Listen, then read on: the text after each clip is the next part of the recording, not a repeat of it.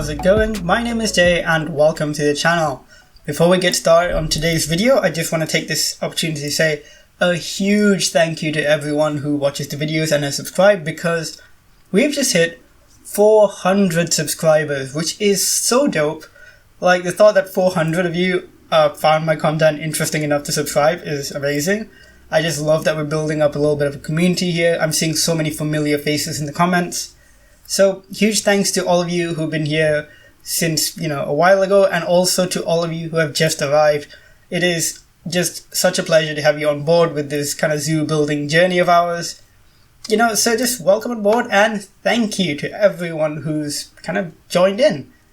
And without further ado, let's get started on today's episode. For those of you who are new here, this is Sannikovland, my current build in Planet Zoo. We're focusing on building a large tropical zoo, and it's going to be filled with animals from all the different continents. It's going to be a very interactive build. A lot of what we're building is going to be influenced by you guys in the comments. I do ask for suggestions all the time, and a lot of it does come from this collaborative experience, which I think is great. So if that sounds appealing to anyone who's new here, please consider hitting the subscribe button. And of course, like the video if you do like it, and join us on this little community that we're building here. It's a lot of fun. So thanks for that. And now let's talk about the build for today, which is actually directly influenced by you guys down in the comments. So I asked you guys, what should we do for that little empty space between the South Asian section and the South American section? And the overwhelming response was to build a reptile house. Now, I say reptile house, this is going to comprise of like 4 reptiles, I think 3 amphibians and 3 invertebrates, if I'm not mistaken. So it is going to be 10 species altogether, and you're going to see me on screen now starting to build this. And you're going to notice I'm not building anywhere near the location that we're supposed to be building on. And you might wonder why that is. So what I've done here is I measured out the area where the reptile house is going to go using a null barrier, and I moved the barrier elsewhere to an empty space so I could build on an empty space and then seamlessly kind of move it back onto the location it's going to be eventually. I thought that was a good idea because if I were to build on location, I would have to build in a very cramped space and I have to move the camera around a lot. Whereas if I built here, it would just save me a lot of that effort. And also, if I build in an empty area, it kind of helps with the performance of the game a lot. The game is really well optimized in the sense that if you move to an empty space, it doesn't have to calculate all the other items in the zoo that you're not looking at, so it does help a lot with performance, so it's really useful like that. So it's a pretty straightforward build today. As you can see in the start of the video, I just plopped down all the exhibits for exhibit animals and just used a path to kind of weave its way through. And then of course I outlined the area of the barrier and brought it over here, where we're now building the walls and the roof for what is meant to look like a bit of an artificial cave. So right now you're going to see me use the girders a lot to try and build a support structure. I do end up scrapping that because I thought it looked a bit too ugly. Eventually I go with a pretty straightforward flat roof. But the build as a whole is going to be pretty simplistic. Once I get this outer shell in place, which is pretty straightforward like I said, it is going to be walls, slightly angled walls, and a flat black roof, pretty straightforward, and then that's going to go on top of the exhibits that we already placed down. The kind of added interest I think comes from how we do the interior. What I plan to do is, like I said, create something that looks a bit like an artificial cave.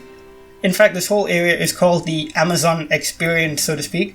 I thought that was a cheesy, kind of fun name to include, even though, of course, this has very little to do with the Amazon. Most of these animals are found, like, closer to Central America, I think, rather than the actual Amazon basin. A few of them are. I think the yellow anaconda might be from the Amazon basin.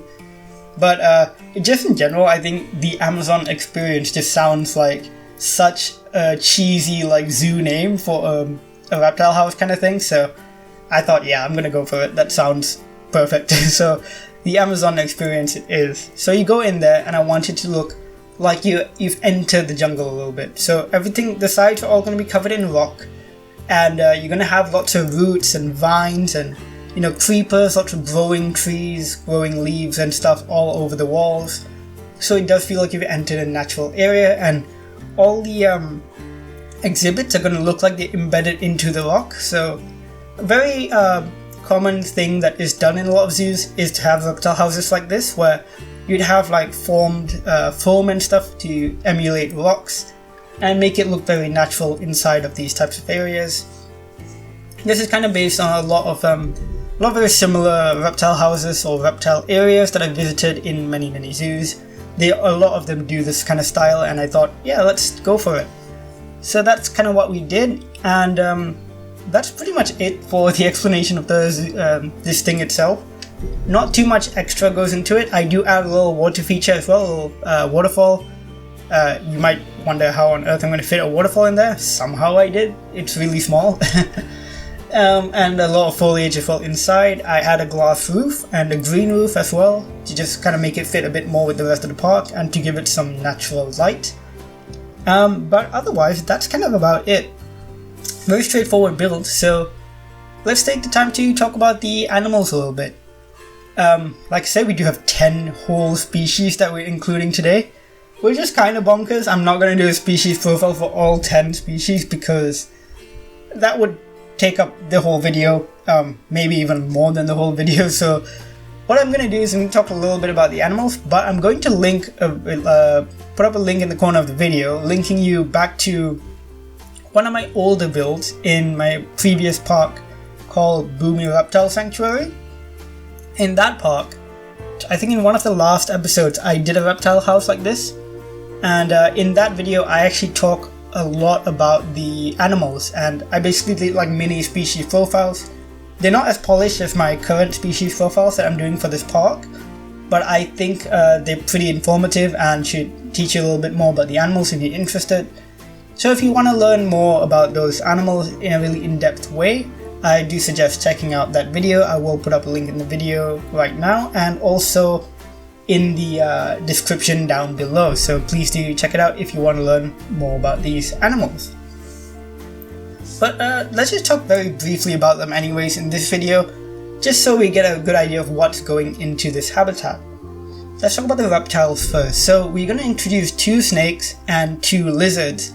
The first snake is a boa constrictor, which is actually one of my dream pets. I'm looking forward to having a boa constrictor in the future when I have a good enough permanent space where I can provide it with enough space and a good setup.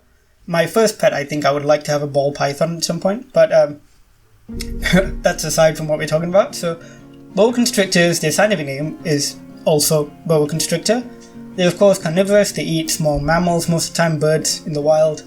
Live up to 20-30 years. Decent sized snakes, generally about 3 meters or so, maybe a bit less, about 2.5 meters on average. The longest ever discovered, I think, was nearly 5 meters, like 4.5 or something, which is impressive. Very cool animals. Very common in the pet trade, but of course, if you want to get them as a pet, do your research. They are big snakes and they will grow pretty large. They're relatively chill though, and they're good feeders, so as far as a snake for the reptile hobby goes, these guys do make very good pets. Now, the second snake we've got is the yellow anaconda, which is not quite as infamous or as famous as its green bigger cousin. It is one of the larger snakes in the world. It's probably 3rd or 4th largest, maybe, something. Actually, it might not be. But it does grow up to nearly 5 meters in length as well, probably a bit larger. And in terms of mass, they go up to about 50-55 kilograms, very large. Lovely patterning with this bright yellow with the black splotches, gorgeous patterning. I love anacondas personally. I think they're amazing snakes. Green anacondas are some of my favorite animals, period. They're just amazing. These guys, generally speaking, eat again larger mammals, capybaras sometimes, birds, smaller mammals, generally that sort of thing. They don't have very many predators. Caiman maybe, the crocodiles, jaguars, sometimes even larger anacondas might eat them, but generally speaking not that many predators. These guys not so much, they're not really found as pets. Anacondas in general don't make the best pets. They can be, of course, a bit aggressive, and of course huge, because when it comes to anaconda species, they get heavy, really, really big and heavy. So they can be very difficult as pets, and only, I would say, expert reptile keepers should even consider having them, because again, very, very difficult.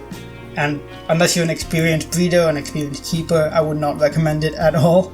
Like, I'm not anywhere near any of that. I wouldn't consider getting an anaconda unless I had multiple snakes and maybe even like an actual dedicated facility for reptiles. So not for me, I think. But a gorgeous animal nonetheless. Next up, let's talk about our two lizards. First off, we got the green iguana. These guys are pretty cool. I'm very familiar with green iguanas because they used to be quite prevalent in pet shops here where I'm from, which is not the best thing. Iguanas don't make great pets. They're sold as pets way too often, in my opinion. If you look up videos on YouTube of people in the reptile keeping hobby, green iguanas are not great pets. Their temperament is not great. They're just tough. They're very difficult, and they're not at all ideal for captivity. They are interesting though. They're a very odd animal in the sense that they're super invasive, and I have this theory. Okay, this is going into some kind of conspiratorial directions, but I have a theory that the green iguana is invasive to Malaysia, where I am. I haven't found any studies or anything about it, but the thing is, I've seen green iguanas in the wild, both here in Malaysia and in the neighboring country of Singapore. I've seen green iguanas in the wild. I haven't found any studies about it, but I have this theory that, there are wild populations of green iguanas here. If any of you have been to Southeast Asia or live here and have seen iguanas in the wild, but hit me up in the comments. Join in on the iguana conspiracy, if you will. They're very cool though, South American animals, of course. Lovely, lovely green colors, though they can get a bit red and a bit yellow as well. Quite large, they grow up to about 5 feet in length. The version we see in the game is really chunky.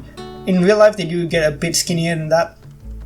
But generally speaking, cool animals. Like, I really like iguanas. I think they're very, very interesting. Not as a pet, of course, just in real life. As an animal kept in zoos and stuff with proper care, or an animal in the wild, they're very cool, but definitely not as a pet. That's not great. But they're very, very cool animals. They're vegetarians too, which is nice. Let's talk about the second iguana, which is, in my opinion, slightly more interesting. This is the Lesser Antillean iguana.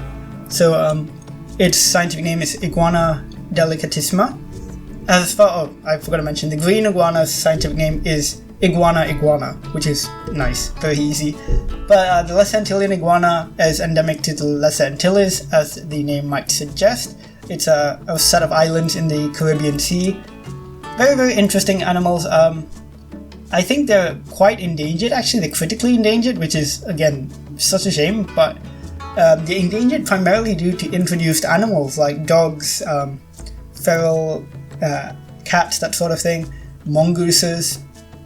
And also, they're actually threatened by their own relatives, the green iguanas, which have been introduced to the Lesser Antilles, and are kind of out-competing them, which is kind of dangerous. So hopefully these guys are going to do well. There are a bunch in captivity. There's a few in zoos all over the world. You have captive Lesser Antillean iguanas in the Chester Zoo and San Diego Zoo. Very, very cool animals again. And even though captive breeding is difficult, some success has been seen. I believe they've hatched like a few dozen at this point. So fingers crossed they do recover in the wild. Now, with our reptiles out of the way, let's talk very quickly about our invertebrates as well, because we do have quite a few of those. First off, we have... Oh, actually, no, before the invertebrates, let's talk about the amphibians. They're a bit closer. So, first off, we got two poison frogs. We have the lemon poison frog, which is Ufaga lehmanni, and the golden poison frog, which is Phyllobates terribilis. I'm really not that great with some of these scientific names. Both of them are very, very cool. Let's talk about both at once. Gorgeous coloration on both of them. Bright reds and yellows. Primarily on the lemon frog, you have these really bright oranges contrasted with a really deep black. And on the golden poison frog, of course, a very vibrant yellow or gold. Very, very beautiful animals. Both of them highly toxic, very poisonous animals. You do not want to eat them. If you eat them, that's a no-go. You will have a bad time. These guys are tricky. One interesting thing is the lemon poison frog is toxic, but the toxins are derived from their diet. They eat a specific plant matter that has toxins and they store that in their body. So in captivity, if you don't give them that specific food item, they lose their toxicity, which is great. So I don't know why it's great. You're not going to eat the frog anyway, so you're pretty fine. Same goes for the golden poison frog. I actually think it might not lose its toxicity the same way the lemon poison frog does, but these guys are quite possibly the most poisonous creature on the planet. So, don't eat a golden poison frog, and you probably will be fine. These are really dangerous poisons. Like per gram, it could take out about 15,000 human beings, which is insane. That's per gram, by the way, not per frog, but that is a lot of people. So really dangerous animals if you eat them, basically. So otherwise you're fine. Very cool. Moving on, let's talk about the invertebrates. Oh no, we still have one more amphibian actually. And this is our new amphibian, the one that came with the South America pack, the red-eyed tree frog. These guys are beautiful. Now you'll see some in the cinematics. They're gorgeously colored. They're bright green with the bright red eyes and the blues, and wow, this is a gorgeous animal. The scientific name is, oh god, this is gonna be hard, Agallicnus calidras. It actually is derived from the Greek word meaning beautiful, which is absolutely accurate. These are gorgeous animals. And I actually have a really fond memory of them because I learned about them when I was a kid by watching, I think, The Emperor's New Groove. You remember that Disney show, that Disney movie? It was amazing. I loved that movie. But at some point, I think Cusco turns into a red-eyed tree frog, or it might have been in the follow-up animated series, but that's how I learned about them, and they're cool animals. They're a really lovely animal to have in Planet Zoo. I think one of the really good additions that came with the South America pack. I mean, all the additions were good, but this is one of the really nice ones as well. They have these really large red eyes, and those are actually a defensive mechanism.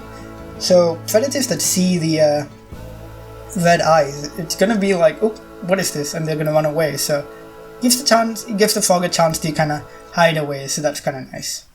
They can also kind of change their colors, not very easily, but they can kind of pale down their colors to kind of camouflage in the leaves, so that does help them as well. But overall, very interesting animals. Very glad to have them in the park as well.